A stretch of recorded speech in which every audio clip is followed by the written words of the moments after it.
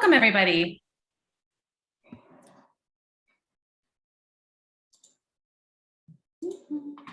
Okay, I'm going to put our agenda for today into the chat box. So welcome. You are joining office hours today for the RFSP, or New Mexico Value Chain Coordination Project. And today our focus is onboarding orientation for new members that may have been invited either through work teams or through the core team here. So we're going to spend the hour together. Sorry, am I multitasking? There you go. There's the agenda. We're going to spend our hour together just trying to share core tools for you guys as new work team members to stay connected, including some of our communication tools and making sure that you're plugged into those moving forward.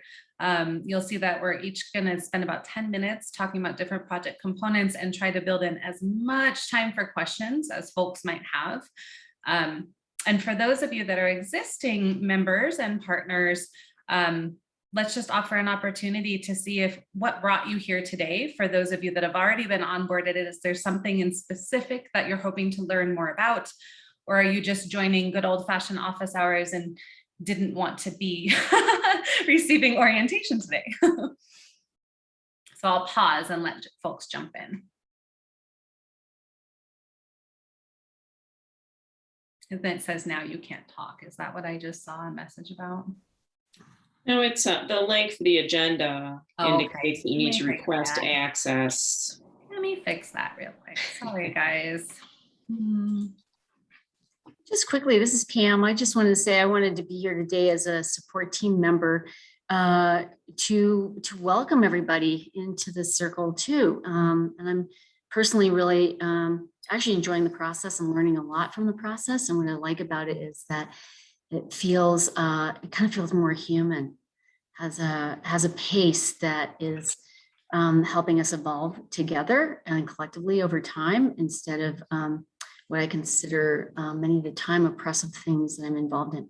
So, and with many of you. So yeah, so just here to be of support and continue learning here what other people are interested in. Thanks.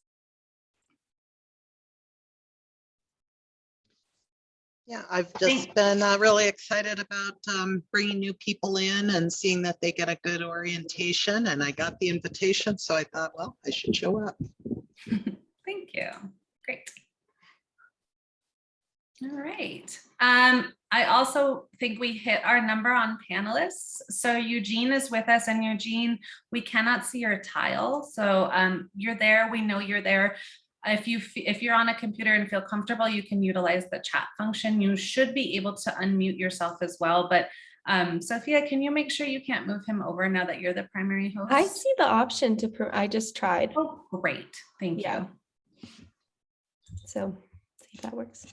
Perfect. All right. Great. We'll let him hopefully migrate before I get started so we can see everybody. Perfect. Well, welcome. We're going to just take a quick moment to do introductions, and the request is for those of us that are already fully onboarded to the project to please just make sure that your Zoom label has your name and organization and your role in the project. So if you're a support team member or if you're on a work team, you can also throw it in the chat if you want to say I'm on the food access team, just so our new members have a sense of who's joining us today. And for our brand new faces to this full group, I want to offer a moment for you to introduce yourselves if you'd like to. So let's start there. How about Carol? Welcome, Carol. Okay, hey. Hola, nice to see everybody. I'm Carol Palmer. I work with the COPE program in Gallup, New Mexico, titled as Food Systems Specialist. I've been in this arena for a long time, working mostly on Navajo Nation with tribal communities. So really excited to see how this group evolves. So hello. Thanks, Carol. All right, Ralph. Good morning, everyone. I'm Ralph Vigil. I'm an organic farmer in Pecos. I'm also a board member for NMFA and chairman of the New Mexico Acequia Commission and was invited by Mike 25. So I'm just excited to be here to see how I can help and to learn. Great. Welcome, Ralph. We're really thrilled to have you. Thank you for taking time out of your busy schedule, everybody who's here. Isabel, welcome. Yes, hello everyone. Isabel Jeniches, co-founder of the New Mexico Healthy Soil Working Group. And I've actually attended a couple of the meetings without this orientation, so I think I still have something to learn. And I think I was invited more or less by Erin, or maybe I invited myself. I really can't remember. I'm just, this seems a really important project to devote some energy to, so I'm glad to be here. Great, welcome. Tiana. Hello, Tiana Suazo, Executive Director of Red Willow Center in Taos Pueblo. We have a farmers market and youth internship program. So excited to be here and learn. Thanks. Thank you. Eugene?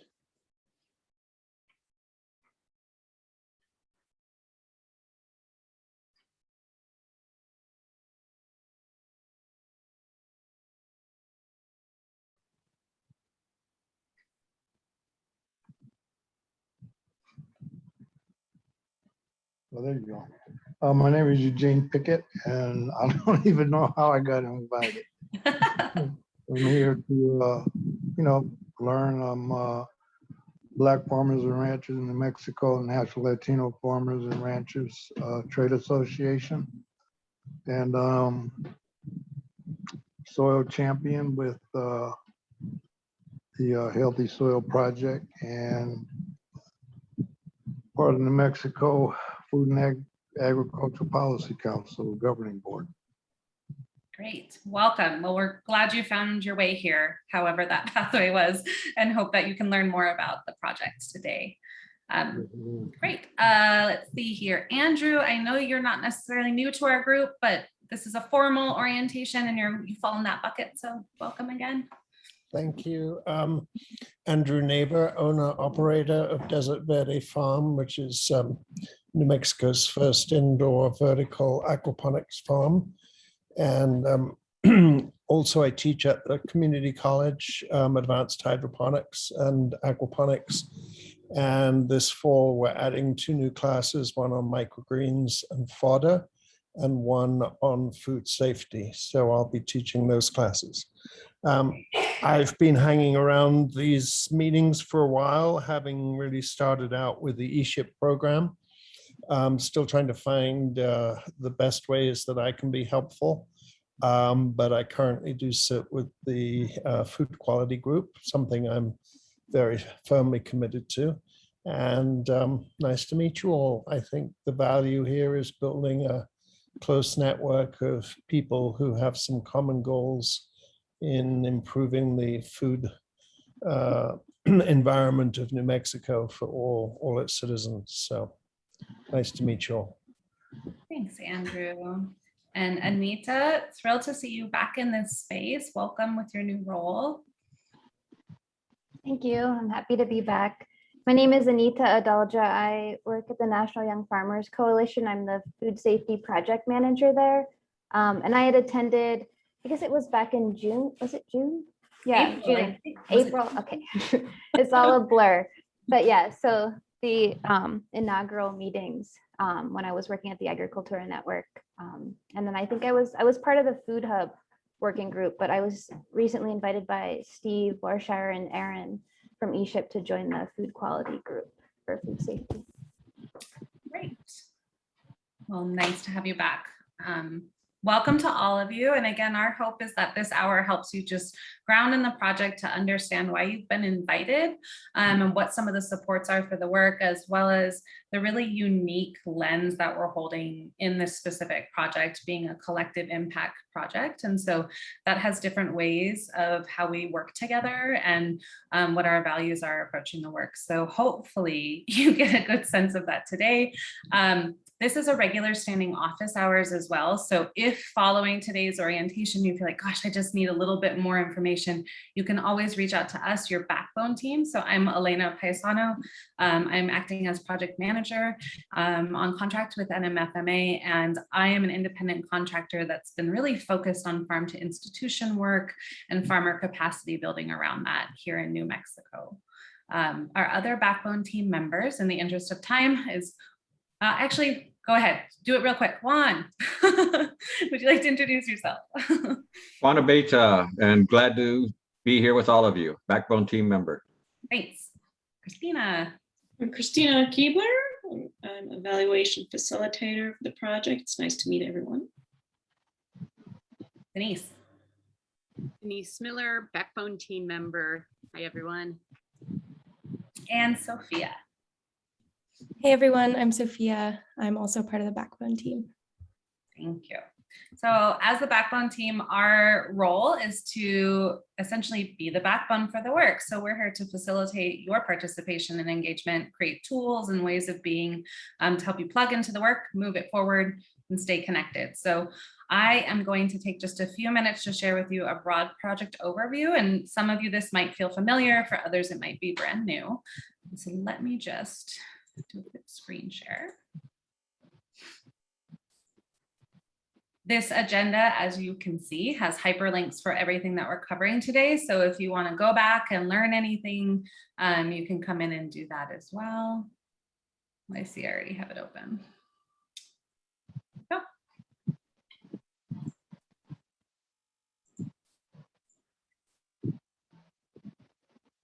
So the name of this project that we have is called Scaling Up New Mexico's Value Chain Coordination. And it is a USDA Regional Food Systems Partnership grant, meaning it is a multi-year grant. So the duration of our time together under this grant funding source will be through September 2023. There's some finite goals to this project, and we'll dig a little bit more into that, but you can see them listed here. Overall, improving the economic viability of ag and our food system here in New Mexico, creating tools and shared resources to aid in capacity building and increase of knowledge between partners, and increasing public and private partnerships to impact the viability of the work that we're doing. We also have 3 primary objectives that are measured throughout our work, and that's increasing agricultural producer sales through a variety of ways. We'll dig into that a little bit. Increasing customer demand through programs that support specifically lower income and underserved populations to access local and fresh food, and improving the stability and capacity of food hubs around the state so that we can see that higher level of coordination.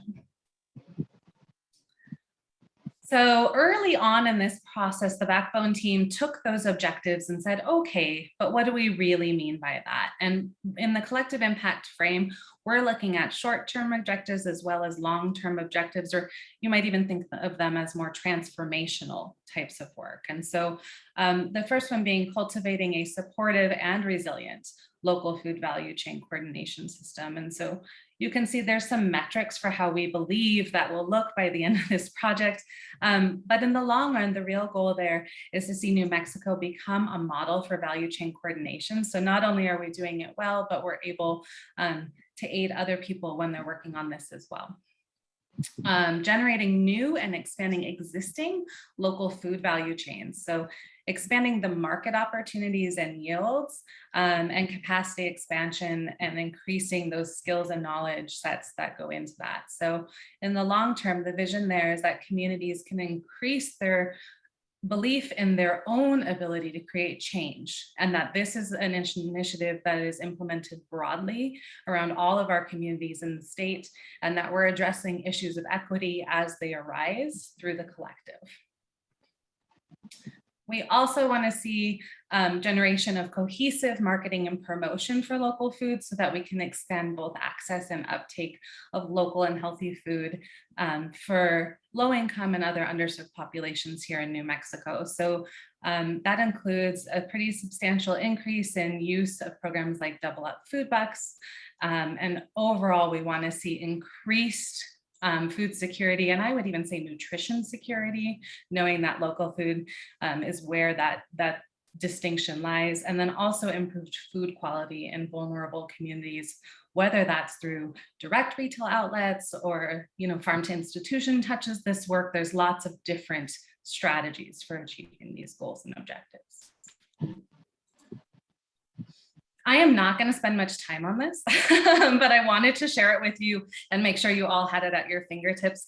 This is a logic model broken down into the next few slides that shows each one of those goal statements and what we believe some initial steps are, some of the resources and inputs that we have, and then really being specific to name the outputs that come from the work we're doing, how that relates to both our near-term and long-term outcomes. So I'm going to go to the next one. So you'll see each one of these has these different steps named. And I think what's really going to be common throughout is you'll see that we have baselines and everything that we're doing is measurable. We're trying to build evidence-based work here that benefits the whole through a body of work. So you'll see that throughout. Also really trying to identify those opportunities for collaboration by naming gaps and addressing those gaps and barriers. We also see that there might be opportunities for things like bringing existing resources or even new funding opportunities to the work. And when Juan's going to follow me up to talk a little bit more about collective impact, but one of the tenets here is that this isn't just 3-year work, right? We're not going to have these transformational outcomes in 3 years under solely a USDA grant. And so this is the foundation for creating collaboration that can continue on. So the inputs that are named right now are short-term, but we would expect that to grow as well as the outputs as we start to see more shared ownership over the work. And then similarly, you see that here in both the inputs and outputs around really capacity building and increasing marketing and promotion. This also is where you start to see maybe some nods to project ideas or initiatives. So what I really want to focus on, because I think this is the most confusing part, is understanding the structure of how we work together in this project. So we started off today naming the backbone team. So that's all of us. And you'll see we're listed here under this first column. There's a few other technical assistance partners that we would call part of the backbone team. And that looks like folks that are working on some of the specific projects or outcomes. So they're not necessarily tied in throughout as core partners, but rather holding sort of singular pieces as outside experts or consultants. We have a support team. Our support team is made of partners that are largely working at the food system level. So these are folks that aren't working necessarily in one community, but more statewide. And they're looking at those opportunities for leverage and collaboration in their work. So a little bit less community-based, but certainly still grounded here in New Mexico with specific populations. And this is also where you'll see our public agencies and service providers. The leadership team, which I'm going to say has not been formalized yet. There will be a leadership team. Juan's going to talk us through how that team functions and what that looks like, but it will be representative of each team within our network. So the backbone team will have representation, the support team will have representation, and then we'll have direct representation from food hubs and partners. And that's how most of you come to the work. Community-based partners, which here are called value chain coordination entities, which is a really clunky thing to say. So we're just thinking of most of you as those, community partners, right? Boots on the ground doing the work. And so the core element here is that the leadership team, it's not like they're leading and guiding all of the decisions, but they are representational of the groups in which that they work. And so Juan will talk more with us about how that functions. This slide, you'll see the Vcce Partners listed here. I want to acknowledge this slide has not been updated. So this is as of April because we have not had formal onboarding yet. This is our first formal onboarding session. But our current partners are Agricultura Network, Anthony Youth Farm, Desert Spoon Food Hub, La Montanita, La Semilla, Mogro, New Mexico Harvest, Southwest New Mexico Food Hub, Squash Blossom, San Felipe Pueblo, and the Harvest Hub. Our partners have the way that we do the work is through work teams. So all of our partners are connected to work teams that are topical. So you'll see we've got food access, food hub capacity. Oops, I forgot to edit this. And it says food safety, but it is food quality because the food safety team felt like that was too narrow a definition for something that really is more about quality. New Mexico Grown is a work team that is not yet active because everything's New Mexico grown right now. So we're trying to preserve people's capacity. And then we have an evaluation hub, and they're really not a work team. And Christina will talk with us a little bit more about the function of the evaluation hub. So this is what we've been doing in year one. You guys enter, we're entering about 3/4 of the way through year one. So we've been busy onboarding partners. We have some specific tools for that. Most of our communication for this project is done via Slack, and we realize that might be new technology for some folks. That's part of our aim to build capacity and streamline our work together. So that will be included today. We'll touch on that more. We have a communication plan which outlines not only how we communicate, but where you can access some of the core materials you might need. Again, I'll show you that a little later on today too. And then we're working on a skill building training plan for years 2 and 3. And so that'll be a major topic for our work this fall and winter, specifically at a November retreat that we're planning for partners, which we'll talk about a little bit later. We've been working on our collective work plan. So those steps looked a little bit fuzzier, but we started with trying to map our ecosystem. So the context that we're all doing this work, how do we come to it? Who's already working in collaboration? What are some shared resources? So we have those ecosystem maps. I believe Juan's going to share them with us. We have a data management plan that the Evaluation Hub has prepared that guides our way of using data and how you can access it. We'll let Christina talk about that in a minute. And then each work team has various tools to develop their own process for planning. At this point, the work teams have really been focused on bringing in new partners like you. So there's not any plans at the work team level that are firm and finite at this point in time. We've also been working on leadership development throughout our network. And so again, we're working at having those hard conversations around defining our shared values and how we work together under this collective impact frame.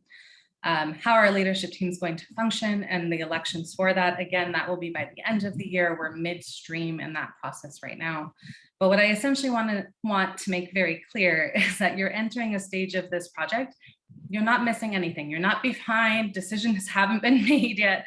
Actually, the first step was just bringing in new people because whoever's in the room are the right people to make decisions. So I just want you to feel comfort in that, though it's a lot to throw at you.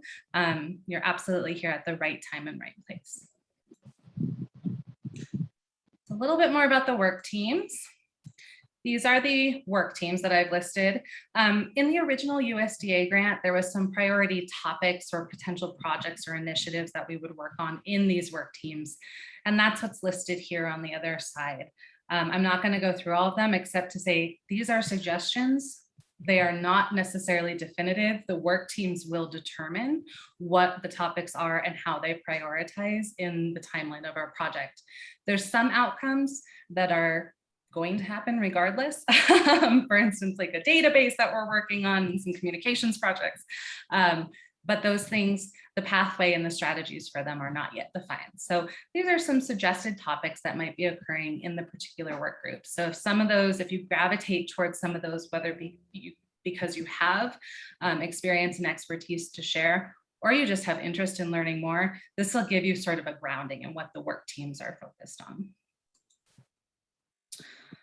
Last thing I want to share about this is just an updated timeline of where we've been. And I also want to acknowledge literally this morning, I adjusted these timelines because at one point in time, this actually ended in August. So as Pam was saying, the goal here is to not be bound by time in the same way that some grants function. We are working for tangible objectives and outcomes, but we have more flexibility around ensuring that we are collaborating and that we're working in a way that is really inclusive of all of our partners. And time is a factor there, and we know that. And so here's where we've been this year, and here's some of the tools we've created and that are in the toolbox ready for you guys to take advantage of. You step in right now into a process of really, as I said, onboarding. The next thing we'll be doing is formalizing our leadership team throughout each one of the work teams, and then hopefully digging into some proposal or project planning for year 2. So we don't have grand, crazy objectives to accomplish by December. It's really about getting everybody on board, grounded in what we're doing, and thinking together. Later on today, I'm going to show you guys all of these different resources, but these are hyperlinks for your follow-up. You can come in here. These are the core resources for the work teams. So we have a Google Drive folder that houses everything for partners. And one of the most important things in there is the contact sheet organized by tab.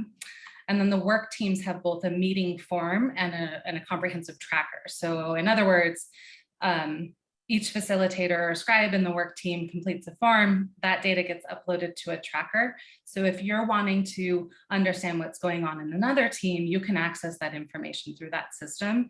And this is about continuous communication and allowing people to show up in multiple work groups without having to be present for multiple hours a week and try to fit that into your schedule. So transparency is definitely one of our core values and how we try to bring people together as the backbone team. All right. And I was really trying to do that quickly, so I'm sorry, but I'm going to pause and see if anyone has any questions. I assume you do, and I know Juan is going to ground us a little bit more deeply. So let's just see if folks have questions, and then I'll hand it to Juan if not.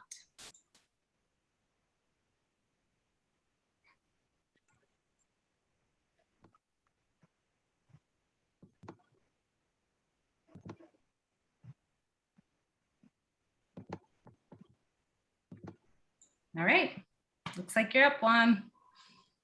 All right. Good afternoon, everyone. I'm going to go kind of fast through a series of slides. And I'm not sure how many of you have heard of the term collective impact, but basically, there's different ways of people have referred to it in the past. Systems change, different things like that. But basically, what the idea is it's an approach. So kind of Elena just went through the what, and now we're going to kind of go through the how. And so in collective impact, it's a little bit different from what most people are used to. Generally, people see programs are run by individual organizations, and you have different sectors that do their work, and seldom is there interconnections, at least not deliberate. And then in a collective impact approach, it's a much more high-level systemic approach. And it's all based on establishing collaboration and building collaboratives among partners. And part of that also involves, as Elena has mentioned, shared systems, ways of communication, ways of collecting data and doing data analysis, ways of assessing how the work is going and if it's meeting the needs of all the participants. So it's a much more comprehensive approach towards a complex issue. And I don't have to tell you that the food supply chain is a very complex system. It involves everything from nature to technology to people and all steps along the way. So I'm not going to go through all this steps here, but I know all of you are very familiar with how complex the entire food is to get it from the farm onto the table.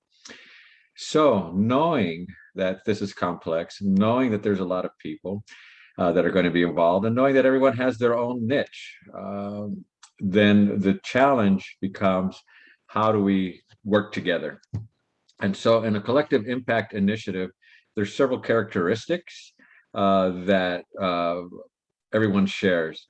And let me explain that in the US, collective impact approaches are probably relatively new, being maybe about 20 years old, roughly, but it's been in use in other countries, in Canada, Australia, and in Europe for much longer. And they've done a lot of research on it, and it is a process that's been well researched and well documented and shown to be effective. So I'm going to go through each one of these little circles here very quickly and talk about what we've been doing. So obviously the first part is a shared vision. And this is really looking at what is it that you're trying to accomplish, and primarily for families in the community. And how can you maximize the collective wisdom and experience of all of the partners to build those strategies? The unique thing I think about a shared vision is that even though people have a shared vision, the way that people interpret it and implement it can be different. And so that's kind of the great value of this. This is done a number of ways. The first part is values alignment. And so there's a lot of sharing of values and alignment of values. We've been spending a lot of time doing that. We'll be doing that more in a November retreat coming up in a couple of months. And the other valuable thing, as I mentioned, is the shared experience, learning from each other and understanding the strengths and weaknesses of each other and the challenges that we face. The collective wisdom, I think, is really where most of the research is shown to be effective. Having one person approach a problem can give you a certain viewpoint, but having 10 people approach that problem will give you a more comprehensive viewpoint. And so that's the idea behind learning from each other. And so that working together, we've tried to formalize relationships. We're working on the projects and identifying the roles that each team member plays in that project. And so that's kind of our goal in this process. As Elena mentioned, there is a support system in a collective impact project. We mentioned the backbone team, which does a lot of strategic planning and facilitation. There's the support team, which provides a lot of technical support and networking. And then there's the evaluation hub, which kind of makes sure that we're all on track and doing, collecting the data that helps us assess what we're doing. And so that shared measurement system is really, really important. We are doing what I would call formative evaluation rather than summative evaluation, meaning that as we collect data, it will help inform us as to how we're doing and what changes we need to make and help us keep agile. It will also make sure that we're reaching our goals and which approaches help us in that process. Communication, has been mentioned, is another important aspect. And communication can be broken down into kind of two basic categories, kind of an internal communication among all the partners. And that's what we're trying to do here with having that being a community of learning so that we share information with each other, we discuss issues with each other, and that helps us in our communication process. And then there's external communication, which would be more with the community, and that will involve policy and advocacy work. And you'll see a little bit later on this presentation how that intersects with the governor's initiative on food, farm, and hunger initiatives. So there's also a connection to the greater public as well. And as has been mentioned already, even though this is a 3-year grant, we're seeing this as basically building the platform for a longer term process. And when you're talking about collective impact, one of the things that people have to keep in mind is when you're making systems change, it's done in increments. It's very hard to completely abolish one system and replace it overnight. So it's usually done in increments. And so there's going to be a process where we're going to have to address key issues over time, and it's going to be a continuous process. And so most collective impact projects are for a decade or longer. So even though, again, this grant is for a 3-year period, we're trying to shape the process so that it will continue beyond the grant period.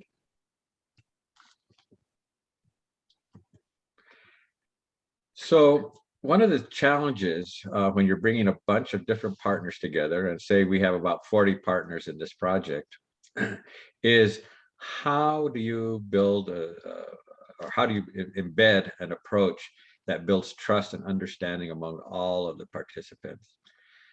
How do you engage all of the participants in the process? It's not uncommon in teams where only a handful of people kind of take over and spend a lot of the airtime for the team. We try to avoid that with this process, and we're going to go into that a little bit later, but essentially we listen to each and every team member. Their expertise is invaluable in coming up with strategies. And so we want to really work towards a common goal, and we want to work effectively in that process. Most of us are familiar with what we would call Majoritarian Rule. if those of you who have participated on boards before or in other organizational structures, you'll usually do something like all those in favor, aye, all those opposed, nay. And that's what's called majoritarian rule. And in some cases, people say, well, we try to reach consensus. But consensus in this particular case is defined as majoritarian rule. So consensus could be where 90% of the people say yes and maybe 10% say no. But the needs and the issues of those 10% may or may not be considered in that process. A more equitable approach and a more transparent approach is called dynamic governance or sociocracy. And that is what we're employing in this project. And there's other different terms that have been used. Decision circles is another one. But basically, decisions here are made by consent, where everyone agrees to the decision.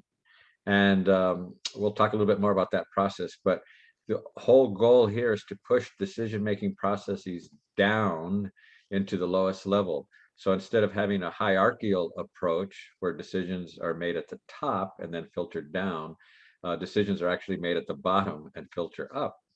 And so we're going to talk a little bit about how that works.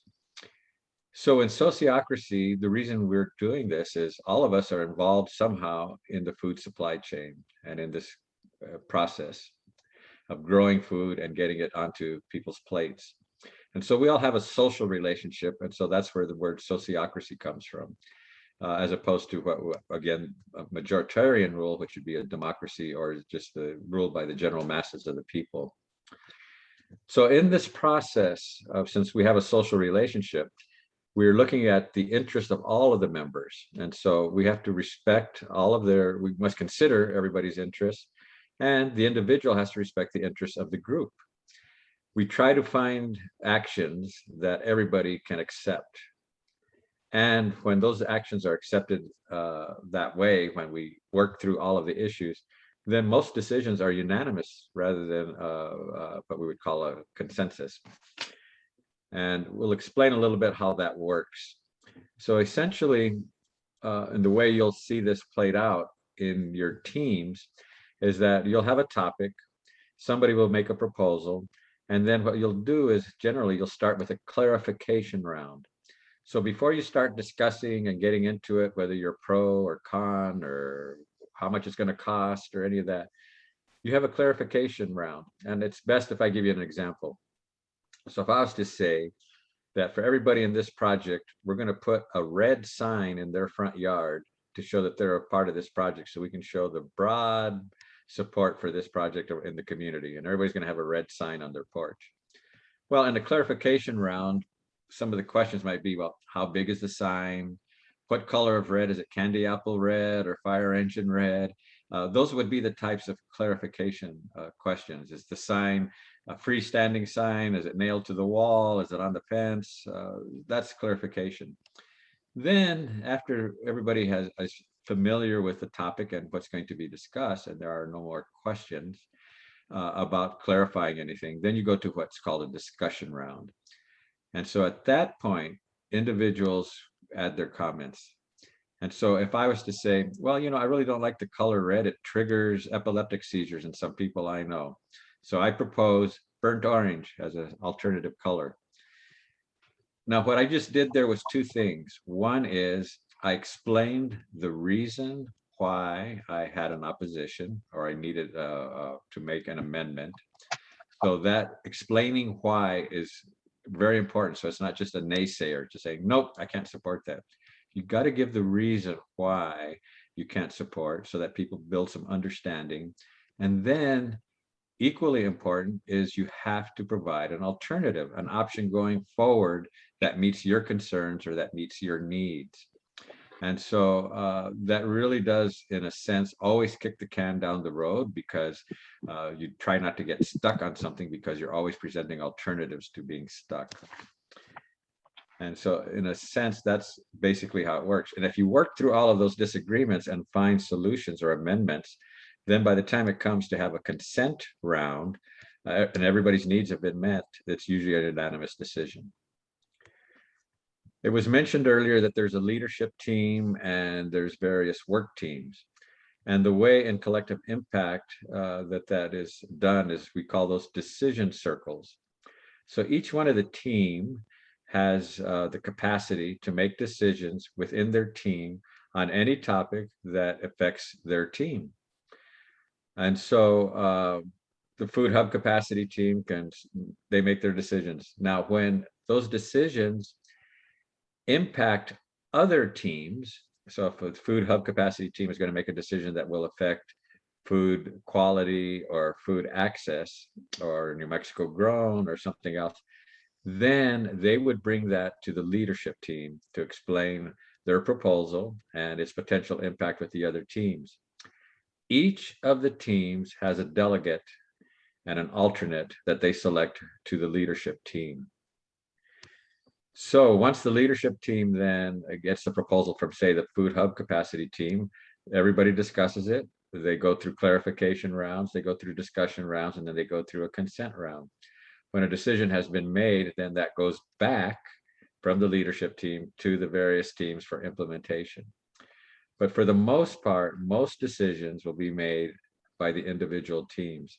It's only when there are broader decisions that involve multiple teams that they're brought to the leadership team. And so essentially that is how this process works. We're right now, some of the teams have already selected their delegates to the leadership team. Others are in the process of doing that. And we hope by November to have not only everyone designated, but also the first meeting of the leadership team itself. Each of the teams sets their own schedules and their own work plans.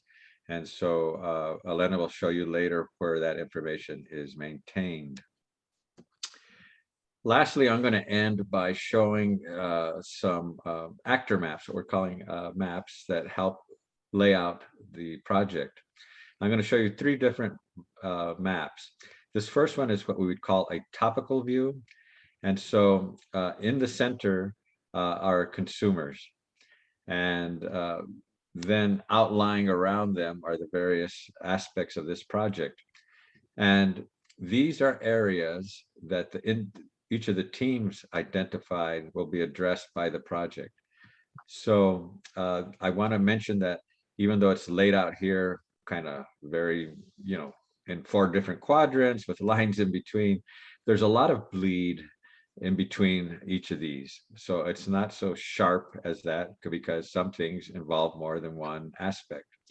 So this kind of gives you an idea of the issues that each of the teams have already identified and that we will be working on. This is more of the actual grant project and who the players are. So you will see in there within each of those teams some of the players. Again, I want to emphasize that there is bleed over. Some teams have members from an organization, more than one member from an organization, and some organizations have multiple members on different teams. So it can slice both ways. Right now, we kind of arranged it this way with the current players. However, we recognize that over time, this is going to shift. Similarly, when I showed you the leadership team and all the other work teams, that is not cast in stone. That can change over time as we go forward. If we decide there's another area that needs to be addressed, we could establish another team, etc. What we have here in this particular view are the project objectives that were mentioned earlier as the center. And then you have both the leadership team and the support and backbone team around those objectives, helping to support that.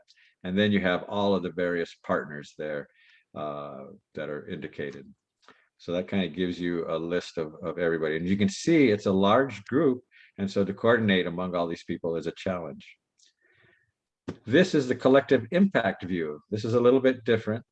And this goes back to putting consumers in the middle again. And in this particular view, we're really focusing on making sure that this project is bringing equitable access to healthy food for New Mexicans.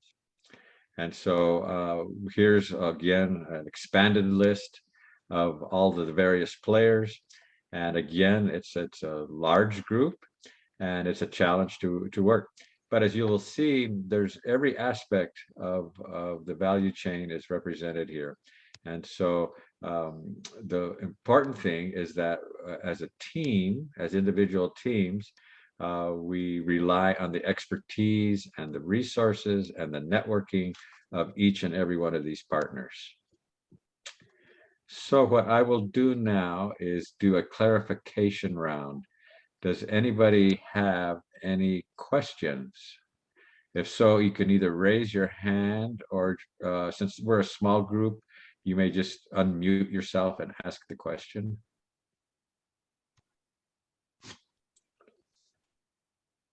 If there are no questions, I also want to let you know that there are more resources regarding collective impact. And so here's a number of websites, and we have this information also in our Slack platform.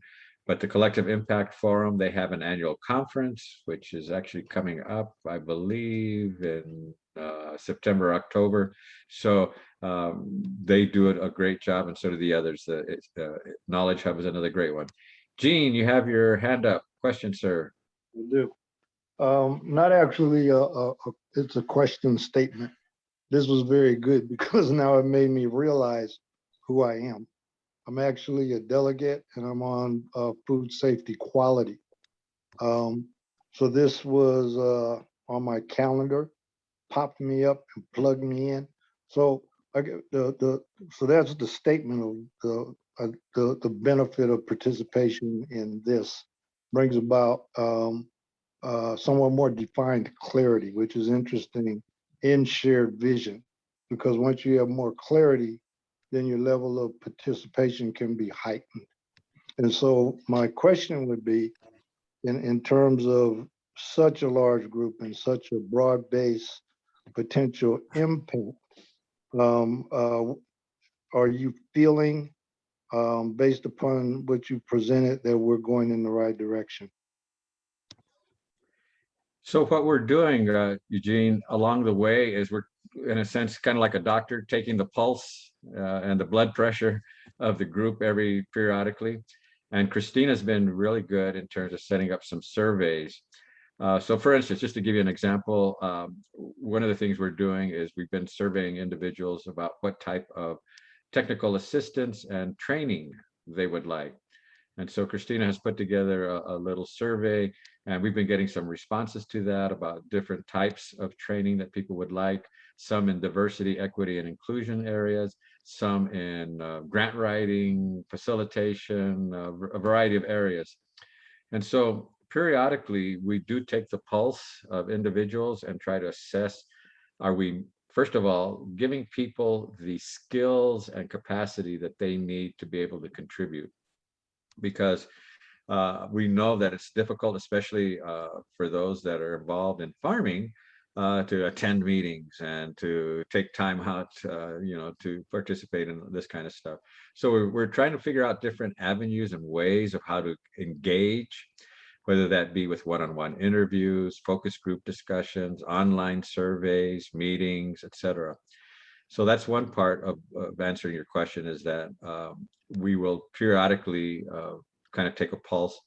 The other is we have specific objectives that we will be measuring against to make sure that the actual work that we're conducting is contributing to us meeting those objectives. So all along the way, as I mentioned, this is a formative evaluation process. And so there's going to be ongoing ways in which we ask you how we're doing and how you feel you're doing. Well, I know one of the teams has already conducted its own kind of internal assessment of itself already during the first 6 months of this project. So part of that is up to the teams to decide how they would like to do that. And part of that is us trying to provide skills and tools for you to be able to do that. Did that answer your question? Yes, yeah, good answer. Thank you. Any other questions? Elena, I will stop share and turn it back to you. Thanks, Juan. I just have one more contribution to that. As I mentioned earlier, we also have office hours. So twice per month on your calendars is an opportunity for office hours. We realize that group dynamics can also be a little bit challenging. So if you would prefer a one-on-one conversation or something more casual, like you just want to kick something around, you can join office hours and provide that feedback or have some opportunity with the backbone team. So we will make sure that following this orientation, your calendar gets all of those opportunities added to it if they're not there already. I want to acknowledge our time. We also really try to honor our time constraints here. We've got a couple more things that we wanted to cover. So we have funding allocation, just really briefly, and project evaluation. So Christina, I'm going to ask you, you might not want to share your whole presentation, but whatever you want to share about project evaluation at this point in time, and then we can cover that in the next office hours for folks, or even have a follow-up to this if it's helpful. Thank you very much for that, Elena.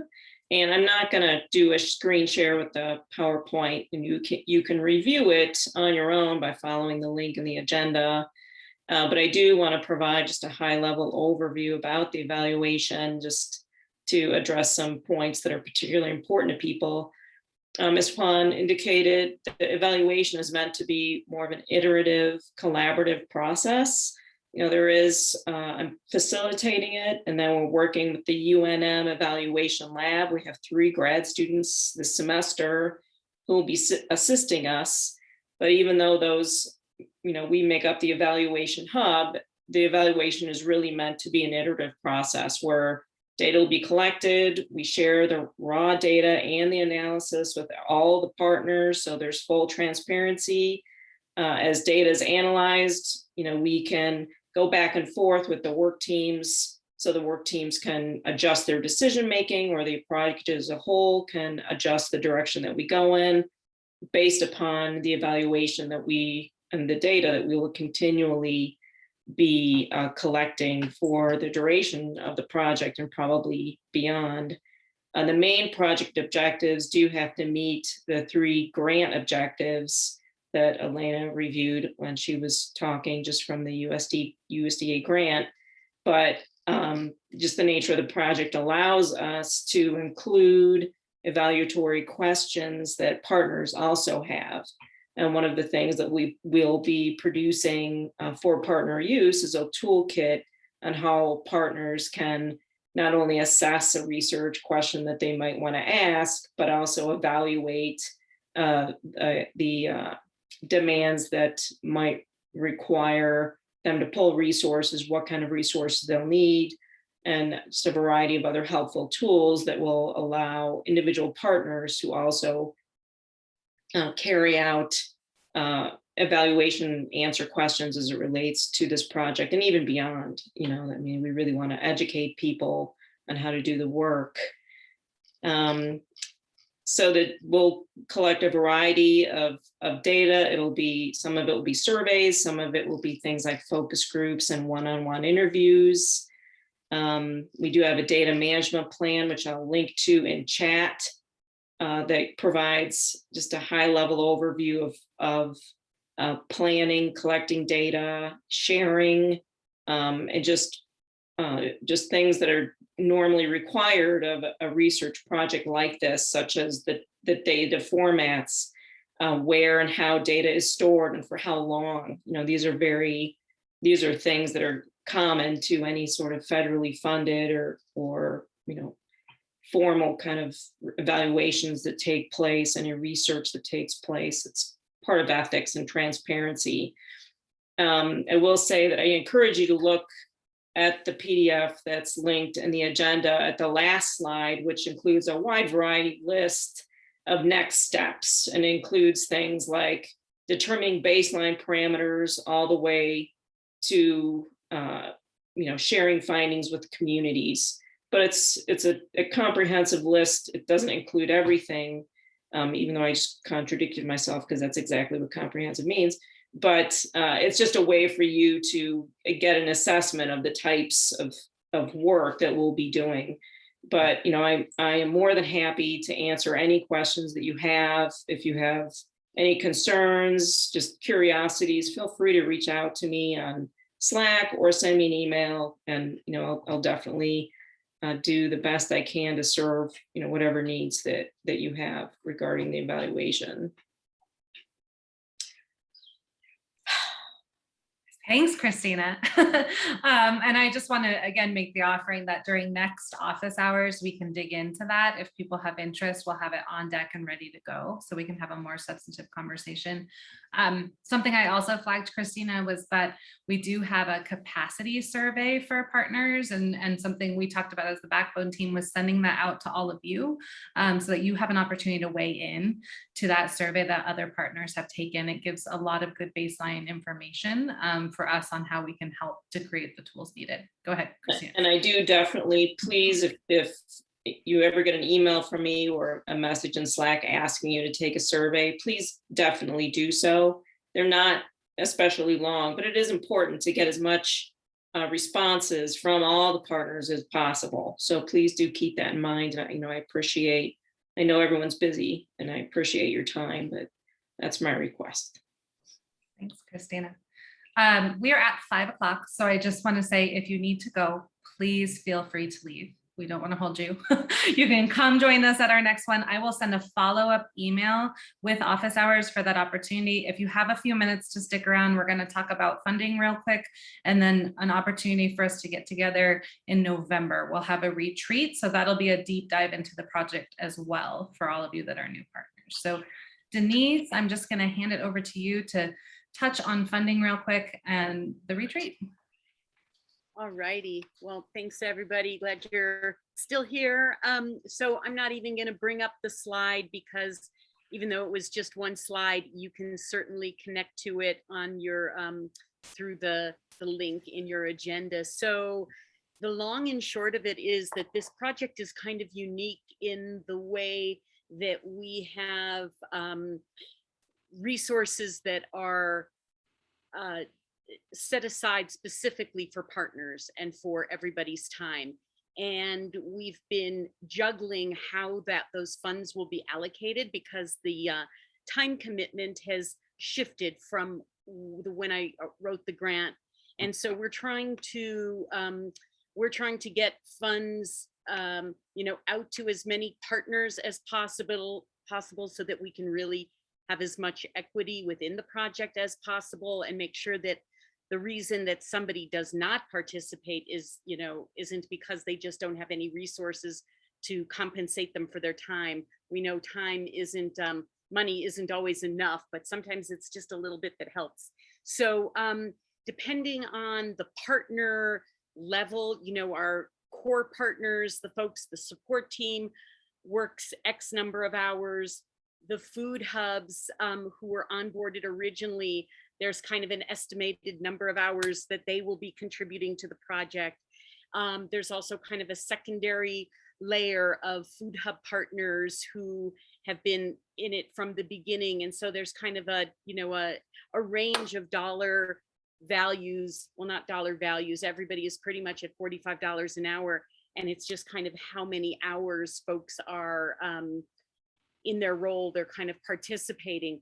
For the new hubs and farmers and support organizations, we're basically going to kind of have a sliding scale that will be with your own self-reporting, and a sliding scale for you to determine what you think is fair, because it's a little bit tricky to estimate exactly. We have people starting at all different times, and so we don't want to be we don't want to assume somebody is working way more than they are or way less. And so we're going to have a sliding scale for that. And Elena and I and the rest of the backbone team, but particularly Elena and I, are always available to discuss on an individual basis if anything needs more clarity. There will be a partner agreement that's going out within the next couple of weeks, I believe. And payments will take place in November. So that will be after the retreat, because that's part of, participation. And so, and there'll be information in that partner agreement about invoicing, et cetera. So I'm kind of just hitting on the high points, because it's, for the new partners especially, it's a little bit based on an individual basis. Are there any questions? And again, just in the interest of time, I'm sorry I didn't share my screen, but anything I can clarify? I just want to say I shared my screen and just put a clarification in the chat to say the numbers you see here are for year 1 through December. Then we reoccur for years 2 and 3. So this is just because as you join now, you're almost at the end of the year and we don't have that many asks of you. So I just want to make that one clarification. Yeah, thank you, Elena. Mhm. This is Isabel. I do have a question. So we just like keep a timesheet for ourselves. Is that what we do? Yeah, I mean, a timesheet would be great. You know, it doesn't have to be real formal, just, you know, maybe which meetings, how many meetings you're attending. Of course, if they're really lengthy, if you're doing any other work outside of the regular meetings, a timesheet would be great. It doesn't have to be very formal, but anything that helps you track your time is terrific. Yes. That's right. Okay, and I'm assuming I'm under new team member NGO. Is that correct?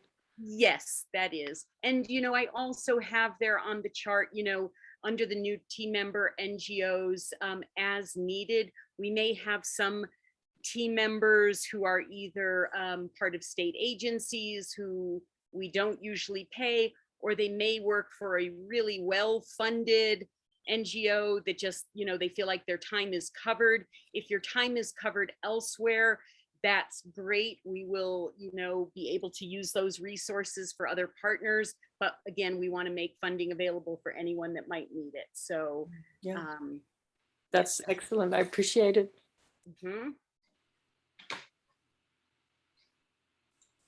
Any other questions on funding?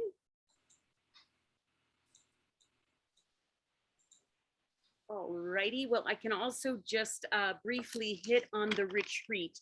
There will be an in-person retreat taking place at La Savieta, which is the UNM Biology Field Station just north of Socorro. It is November 9th through 12th. And one of the first things I just really need to talk about is we had hoped that we would be able to accommodate 40 people, which should have covered just about everybody. But due to COVID considerations, we feel pretty strongly that we need to only put one person per bedroom. There was the opportunity to put 2 people per bedroom as if needed. But again, with the new COVID restrictions, we feel like having one person per bedroom, their houses, their individual houses. And so we have 31 bedrooms that that we can fill. And so what we're going to do is we have created a list of priority or first string partners. I don't really want to say that one set of partners is more important than another, but the core partners, you know, particularly the food hubs and the support organizations that were at the beginning of this project and that wrote letters of support, those are certainly kind of the core partners. And so what we're going to do is we will be within the next couple weeks, maybe week and a half or so, we will be sending everyone an email. It'll be really transparent about kind of the folks who are on the list for the first, you know, the first string for the 31 bedrooms, some of whom we actually know probably can't make it. So there will be spots that open up, and then we will be prioritizing the next spots based on a combination of factors, things like if they're from a food hub or if they're from a geographically, you know, an area that we don't have a lot of representation in from the project. And also if they're far from, if they happen to be from the Albuquerque area, they might be able to just attend for a day. We know there are certain partners who can only attend for a day anyway. So we'll be sending out communication within the next week and a half or so that it will be a Google form so that we can ask for people's, it'll tell you who is in the priority list and ask for if you're available or not. And that way, as soon as possible, we'll be able to send out, we'll be able to let the other people know if there's open spots.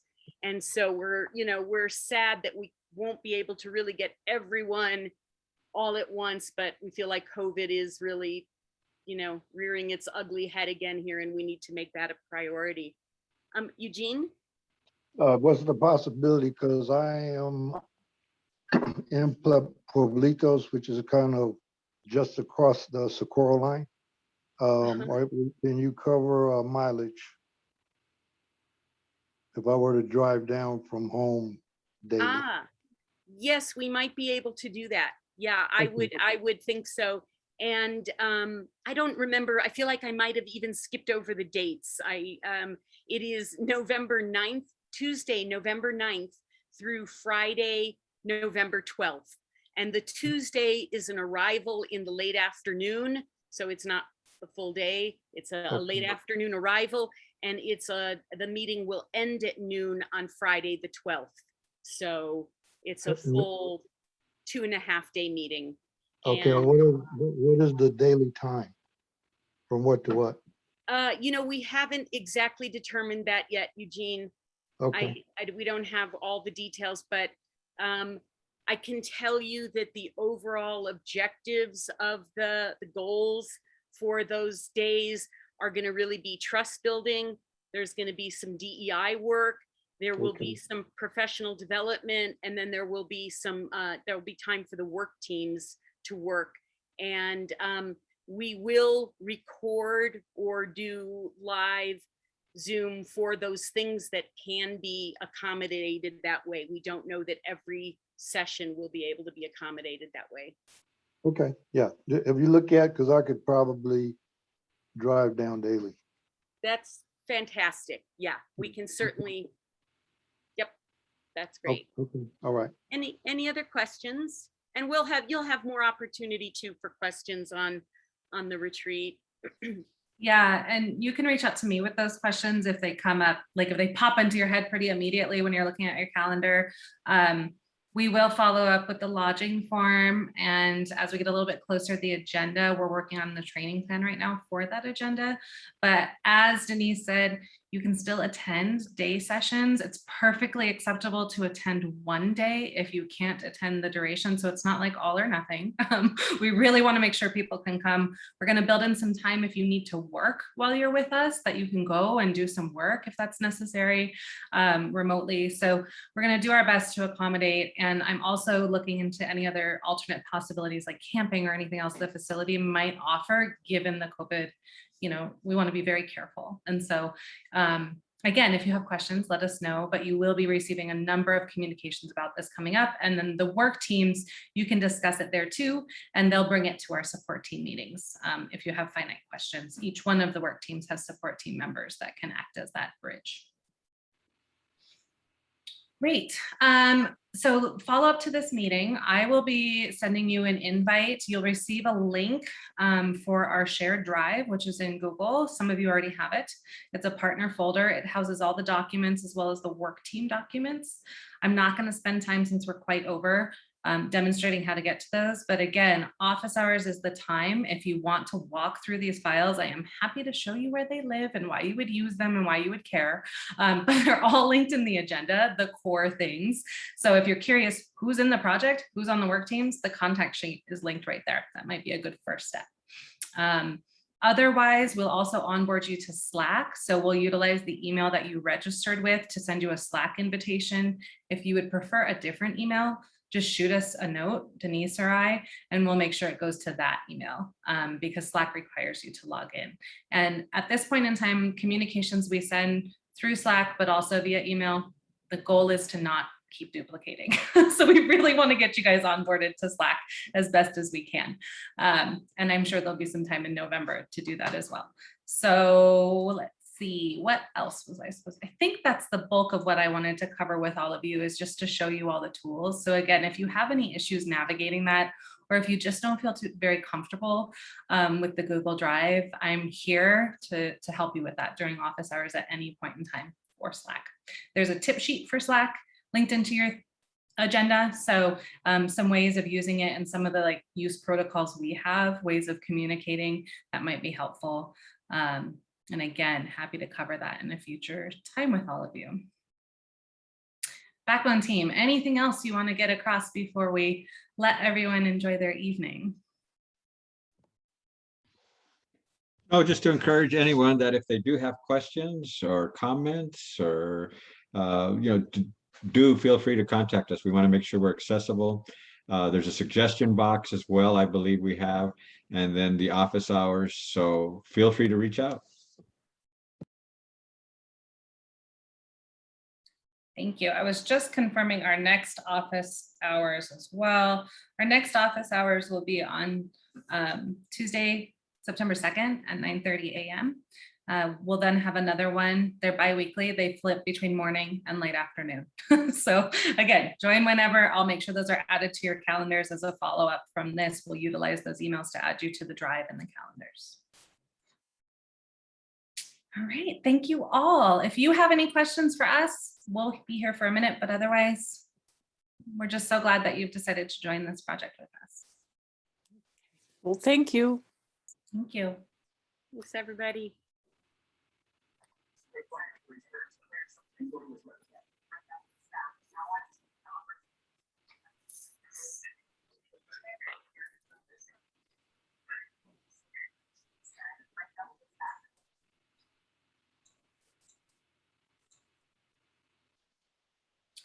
I think we learned something important, which is you can't do this much without, I mean, we could have if no one talked, but that's not reasonable or good. So we might just look at an hour and a half. Oh, Juan, you are on mute.